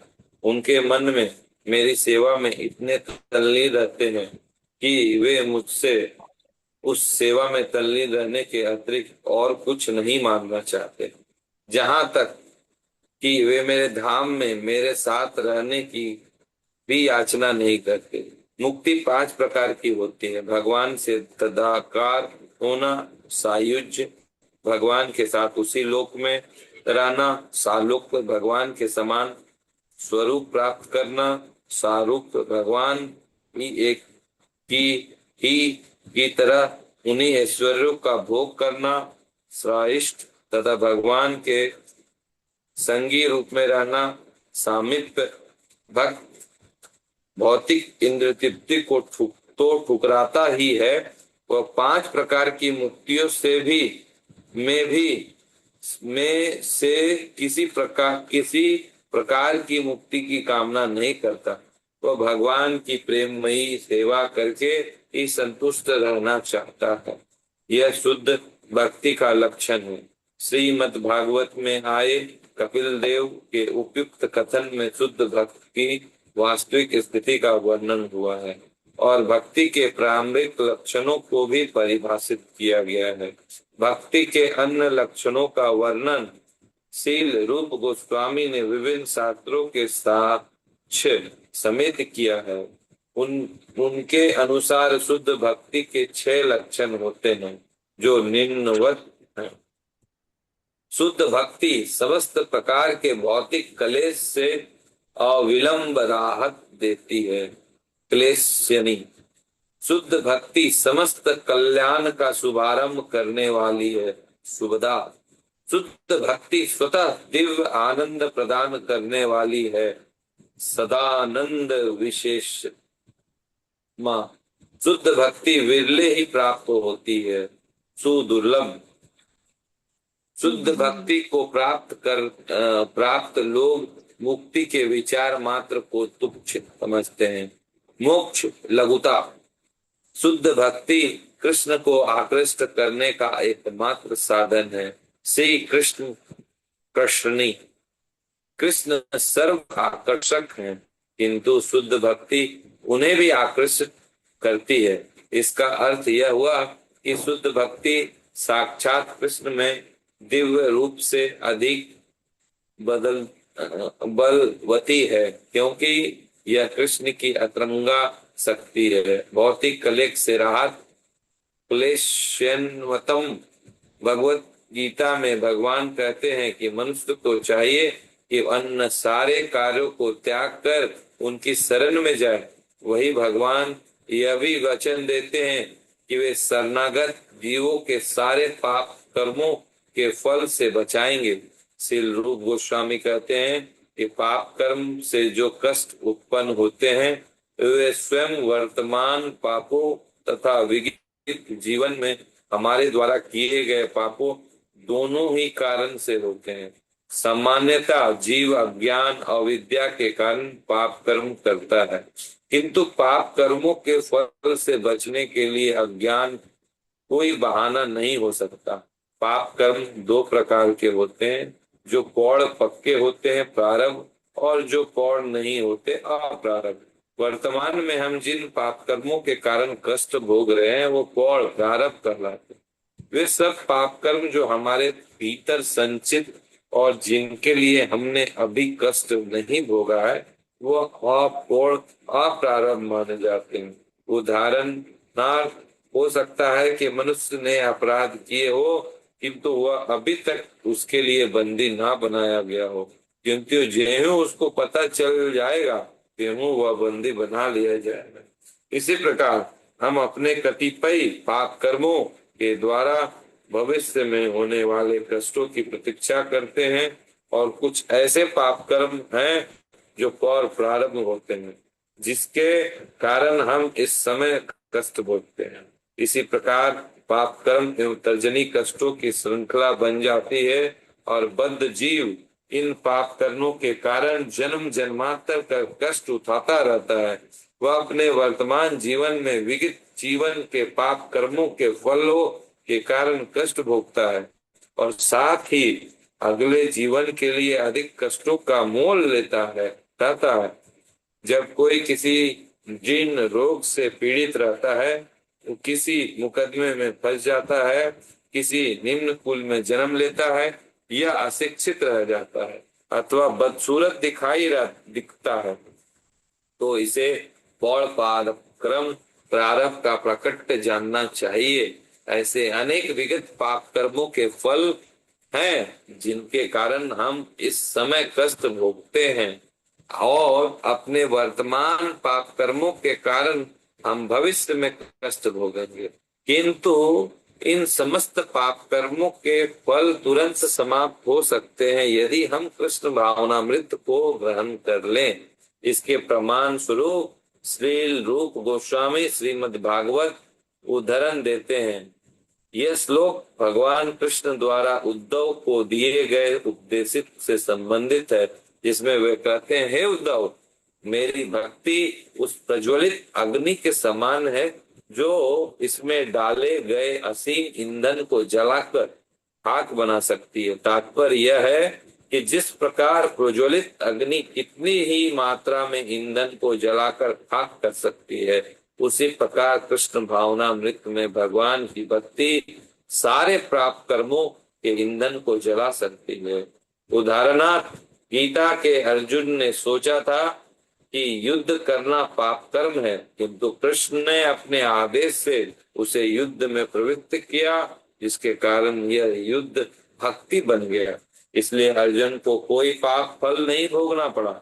श्री रूप गोस्वामी श्रीमद् भागवत में एक अन्य श्लोक उद्धृत करते हैं, जिसमें देवहूति अपने पुत्र कपिल देव को संबोधित कहती है, हे भगवान, श्रवण कीर्तन आदि 9 प्रकार की भक्ति होती है। जो भी आपकी लीलाओं का श्रवण करता है, आपकी महिमा का कीर्तन करता है, आपको नमस्कार करता है, आपका चिंतन करता है, और इस तरह 9 प्रकार से किसी भी प्रकार की भक्ति करता है, वह तुरंत यज्ञ करने का पात्र बन जाता है। भले ही उसका जन्म चंडाल कुल में क्यों ना हुआ हो। अतएव ये कैसे संभव हो सकता है कि जो पूर्ण कृष्ण भावना वृत्ति में संलग्न रहता है वह शुद्ध भक्त बन चुका हो। ऐसा हो ही नहीं सकता। जो व्यक्ति कृष्ण भावना में तथा भक्ति में संलग्न रहता है वह भौतिक पाप कर्मों के सारे कल्मेशों से अवश्यमेव मुक्त हो चुका होता है। इसलिए भक्ति में पाप कर्मों के सारे फलों को निरस्त करने की शक्ति होती है। तो भी भक्त सदैव सतर्क रहता है, उसमें किसी तरह का पाप कर्म होने न पाए। यह उसकी भक्त होने के नाते विशेष पात्रता है। इस प्रकार श्रीमद् भागवत का कथन है कि भले ही कोई चंडाल कुल में क्यों ना उत्पन्न हुआ हो, किंतु यदि वह भक्ति करता है तो वेद वहित कर्म कांडों में भाग लेने का अधिकारी बन सकता है। इस कथन में यह प्रचंड है कि चंडाल कुल में उत्पन्न व्यक्ति सामान्यतः यज्ञ संपन्न करने के योग्य नहीं होता। इन वेद विहित कर्म कांडों को संपन्न करने का भार रोहित वर्ग पर है, जिसे ब्राह्मण वर्ग कहते हैं। बिना ब्राह्मण हुए कोई इन संस्कारों को संपन्न नहीं कर सकता। मनुष्य अपने पूर्व विगत कर्मों के कारण ब्राह्मण कुल में या चंडाल कुल में जन्म लेता है। यदि कोई व्यक्ति चंडाल कुल में जन्म लेता है तो इसका अर्थ है कि उसे सभी विगत कर्म पापपूर्ण थे, उसके सभी विगत कर्म पापपूर्ण थे। किंतु यदि ऐसा व्यक्ति भी भक्ति का मार्ग को अंगीकार करके भगवान के पवित्र नामों हरे कृष्ण कृष्ण कृष्ण हरे हरे, हरे राम राम राम हरे हरे का कीर्तन करता है तो वह तुरंत कर्म कांड करने का पात्र बन जाता है। इसका अर्थ हुआ कि उसके सारे पाप कर्म तुरंत निष्प्रभावित हो जाते हैं। पद्म पुराण में कहा गया है कि पाप पूर्ण कर्मों के प्रभाव 4 प्रकार के होते हैं। वह प्रभाव जो अभी फलीभूत नहीं हुआ अप्रारब्ध, बीज रूप में पड़ा रहने वाला प्रभाव बीज, वह प्रभाव जो पहले ही पौड़ हो चुका है प्रारब्ध, तथा चौथा जो प्राय पौड़ है कूट। यह भी कहा गया है कि जो चारों प्रभाव उनके लिए तुरंत लुप्त हो जाते हैं जो भगवान विष्णु की शरण में जाते हैं और पूर्ण कृष्ण भावना में होकर उनकी सेवा में संलग्न रहते हैं। प्राय पौड़ रूप में वर्णित प्रभाव उस कष्ट के सूचक हैं जिन्हें हम इस समय उठा रहे होते हैं। बीज रूप में पड़े प्रभाव हृदय के एक कोने में रहते हैं जहाँ बीज पापून इच्छाओं का संग्रह होता है। संस्कृत शब्द में कूटम का अर्थ है बीज का प्रभाव आने ही वाला है। अपौड़ प्रभाव सूचित करता है कि अभी बीज बढ़ने की शुरुआत नहीं हुई है। पद्म पुराण के इस कथन को से ये समझना चाहिए कि भौतिक कल्मश अत्यंत सूक्ष्म होता है। इसका शुभारंभ, इसका फलीभूत होना तथा इसके परिणाम मनुष्य किस तरह कष्ट के रूप में इन फलों को भोगता है, ये सब एक लंबी श्रृंखला के अंग हैं। जब किसी को कोई रोग हो जाता है तो रोग का कारण, उसका उद्गम तथा उसके बढ़ जाने की निश्चित कर पाना प्राय अत्यंत कठिन होता है। किसी रोग की व्यथा सहसा उत्पन्न नहीं होती, उसमें कुछ समय लगता है। जिस तरह एक डॉक्टर सावधानी बरतने के लिए प्रदूषण को फैलने से रोकने के लिए टीका लगाता है, उसी तरह हमारे पाप पूर्ण कर्मों के बीजों को फलीभूत होने से रोकने की व्यवहारिक टीका एकमात्र कृष्ण भावना भावामृत में संलग्न होना है।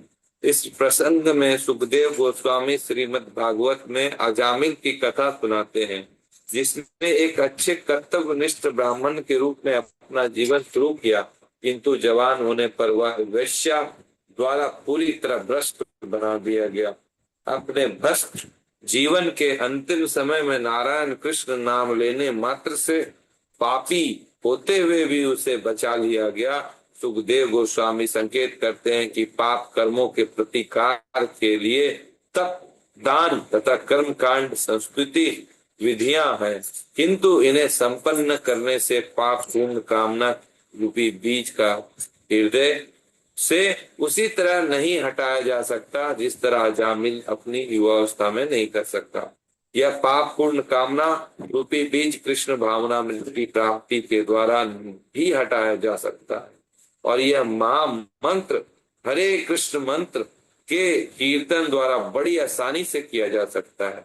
जैसा कि चैतन्य महाप्रभु ने संस्तुति की है, दूसरे शब्दों में जब तक मनुष्य भक्ति मार्ग को ग्रहण नहीं करता तब तक वह पाप कर्मों के फलों से 100% शुद्ध नहीं हो सकता। वैदिक कर्म कांड करने, दान में धन देने तथा तपस्या करने से मनुष्य को पाप कर्मों के फलों से क्षणिक मुक्ति मिल सकती है, किंतु अगले ही क्षण वह पाप कर्मों यौन रोग से पीड़ित मनुष्य को चिकित्सा कराते समय दारुण पीड़ा सहनी पड़ती है और वह उस समय को वह अच्छा हो जाता है, परंतु अपने हृदय से काम इच्छा दूर न कर पाने के कारण वह पुनः उसी कर्म में प्रवृत्त होता है और उसी रोग का शिकार हो जाता है। अतएव चिकित्सा द्वारा ऐसे ऋतिज यौन रोग के कष्ट से क्षणिक आराम मिल सकता है, किंतु जब तक उसे समझने की शिक्षा नहीं दी जा सकती कि विषयी जीवन निंदनीय है, जब तक उसे बार बार होने वाले कष्ट से नहीं बचाया जा सकता। इसी प्रकार वेदों में वर्णित कर्मकांड, दान तथा तपस्या मनुष्य को कुछ काल के लिए पाप करने से रोक सकते हैं, किंतु जब तक हृदय शुद्ध नहीं हो जाता तब तक उसे पुनः पुनः उन्हीं पाप कर्मों में प्रवृत्त होना पड़ेगा। श्रीमद् भागवत में दिया गया है दूसरा उदाहरण उस हाथी का है जो सरोवर में घुसकर ठीक से स्नान करता है और अपने शरीर को भली भांति साफ करता है, किंतु वह बाहर निकलकर तट पर पहुंचते ही पृथ्वी से थोड़ी धूल उठाता है और अपने शरीर के ऊपर डाल लेता है। इसी प्रकार जो व्यक्ति कृष्ण भावनामृत में प्रशिक्षित नहीं होता वह पाप कर्मों की कामना से पूरी तरह मुक्ति नहीं हो सकता। मनुष्य न तो योग से, न दार्शनिक चिंतन ज्ञान से, न सकाम कर्म से अपने को पाप पुण्य कामनाओं के बीच से बचा सकता है। केवल भक्ति में लगकर ही ऐसा किया जा सकता है। श्रीमद् भगवत गीता भागवत में ही अन्य साक्ष्य हैं जिन्हें सनत कुमार कहते हैं। हे राजन, मनुष्य को मिथ्या अहंकार इतना प्रबल होता है कि वह उसे इस जगत में उसी तरह रखता है जैसा कोई प्रबल रस्सी से बंधा हो। केवल भक्तगण कृष्ण भावनामृत में संलग्न होकर इस प्रबल रस्सी की गांठ को काट सकते हैं। अन्य लोग जो कृष्ण भावना भावित नहीं हैं किंतु अब महान योगी या कर्मकांडी बनना चाहते हैं, भक्तों की भांति प्रगति नहीं कर पाते। अतएव प्रत्येक व्यक्ति का कर्तव्य है कि वह मिथ्या अहंकार की दृढ़ गांठ को काटने एवं भौतिक कार्यों में व्यस्तता से छूटने के लिए कृष्ण भावनामृत के कार्यों में अपने को लगाए।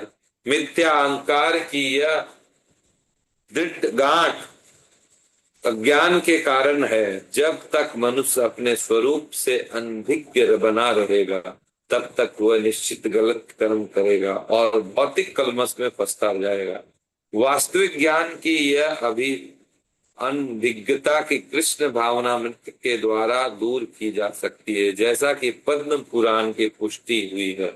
कृष्ण भावनामृत में शुद्ध भक्ति सर्वोच्च प्रकाश है और ऐसा प्रकाश उस प्रज्वलित दावा अग्नि की तरह होता है जो कामना रूपी अशुद्ध पाप सर्पों को विनष्ट कर देती है। इस प्रसंग में यह उदाहरण यह बताने के लिए दिया गया है कि चारों ओर फैली दावा अग्नि जंगल के सारे सर्पों को स्वतः नष्ट कर देती है। जंगल की भूमि पर अनेक सर्प रहते हैं, किंतु जब जंगल में आग लगती है तो उसमें सूखी पत्तियां जल जाती हैं, जिससे सर्प भी अग्नि की चपेट में तुरंत आ जाते हैं। काहे जानवर अग्नि से दूर भाग सकते हैं, यह भागने का प्रयास कर तो कर ही सकते हैं, लेकिन सर्पों को तुरंत सफाया हो जाता है। इसी तरह कृष्ण भावनामृत की प्रज्वलित अग्नि इतनी प्रबल होती है कि ज्ञान के सर्प तुरंत विनिष्ट हो जाते हैं। कृष्ण भावनामृत स्वर मंगलकारी शुभ तत्व शील रूप गोस्वामी ने शुभ तत्व की परिभाषा दी है। उनका कहना है कि वास्तविक शुभ का अर्थ है कि वह विश्व भर के समस्त लोगों के लिए कल्याणकार, इस समय लोगों के समूह, समाज, जाति, राष्ट्र के रूप में कल्याण कार्यों में लगे हुए, यहाँ तक कि विश्व सहायता कार्य के लिए संयुक्त राष्ट्र द्वारा भी प्रयास हो रहा है, किंतु सीमित राष्ट्रीय कार्यों के दोषों के कारण सारे विश्व के लिए ऐसी सामूहिक कार्यक्रम व्यवहारिक रूप से संभव नहीं है।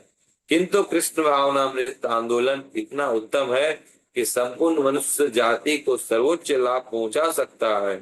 इस आंदोलन के प्रति प्रत्येक व्यक्ति आकर्षित हो सकता है और इसके फल को चख सकता है।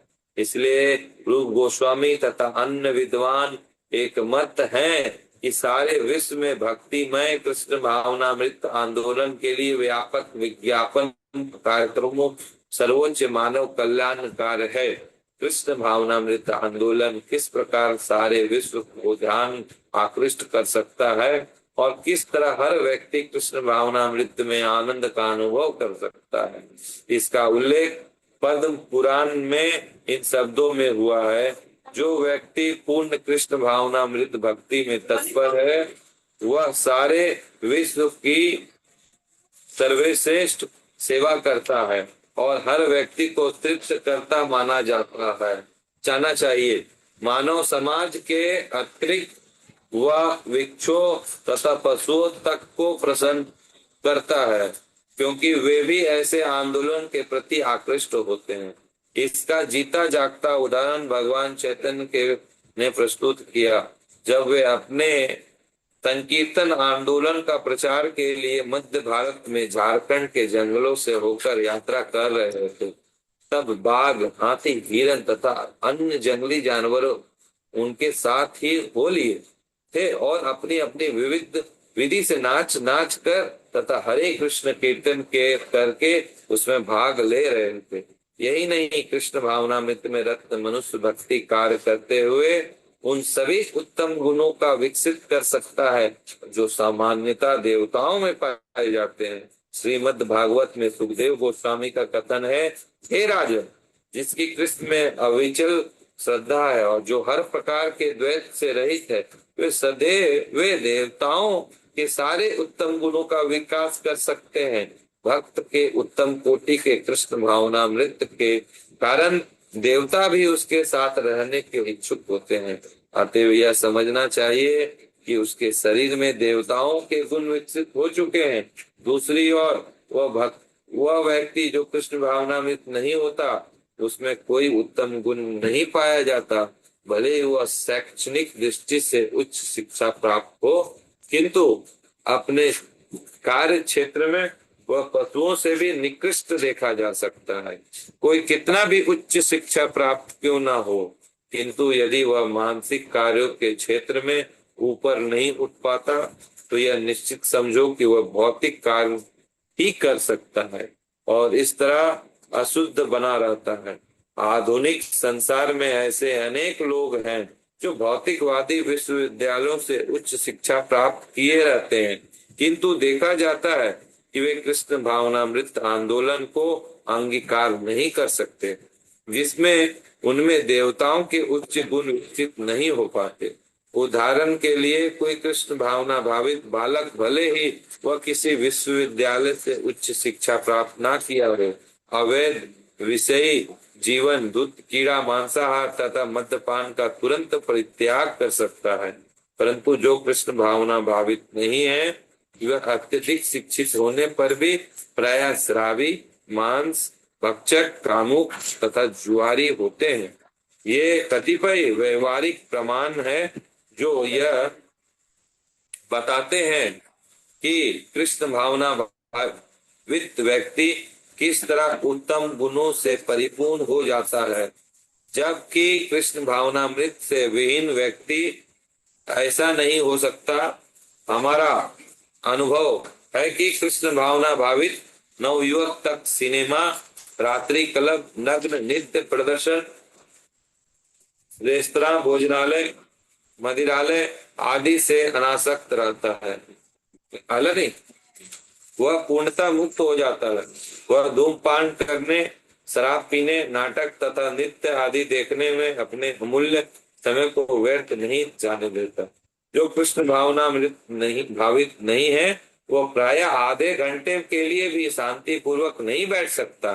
योग पद्धति सिखलाता है, यदि आप शांत रहें तो आपको अनुभूति होगी कि मैं ईश्वर हूँ। यह पद्धति भले ही भौतिकवादी पुरुषों के लिए उपयुक्त हो, क्योंकि वो अपने को इतनी देर तक शांत रख पाएंगे। ऊपर से वे तथाकथित ध्यान के लिए भले ही आसन जमाएं, किंतु योगाभ्यास के पश्चात वे पुनः अवैध विषयी जीवन, दूध, कीड़ा, मांसाहार तथा अन्य व्यर्थ की बातों में लग जाएंगे। किंतु कृष्ण भावना भावित व्यक्ति तथा कथित ध्यान के लिए किसी प्रकार का प्रयास किए बिना क्रमशः ऊपर उठता है। चूंकि वह कृष्ण भावनामृत में रत रहता है, इसलिए वह स्वतः व्यर्थ की बातों को त्याग कर उच्च चरित्र का निर्माण करता है। मनुष्य कृष्ण का शुद्ध भक्त बनकर ही सर्वोच्च चरित्र का विकास कर सकता है। निष्कर्ष रूप में यह कहा जा सकता है कि यदि किसी में कृष्ण भावना का अभाव है, तो उसे में सही रूप से उत्तम गुण नहीं हो सकता। हरे कृष्णा। तो अभी इतने ही पढ़ेंगे और इसके बारे में चर्चा करेंगे नेक्स्ट क्लास में, तो फिर हम लोग आगे पढ़ेंगे। जी तो ठीक है, तो अभी एंड करते हैं यहाँ पे। श्री भक्ति रसामृत सिंधु की जय। जय श्री रूप गोस्वामी पाद की जय। जय शिव पाद की जय। वांछा जय कल्पतरुभ्यश्च कृपा सिंधुभ्यश्च कृपा पतितनां सिंधु पावनेभ्यो वैष्णो नमो नमः। वैष्णवेभ्यो शिव नमः। पाद की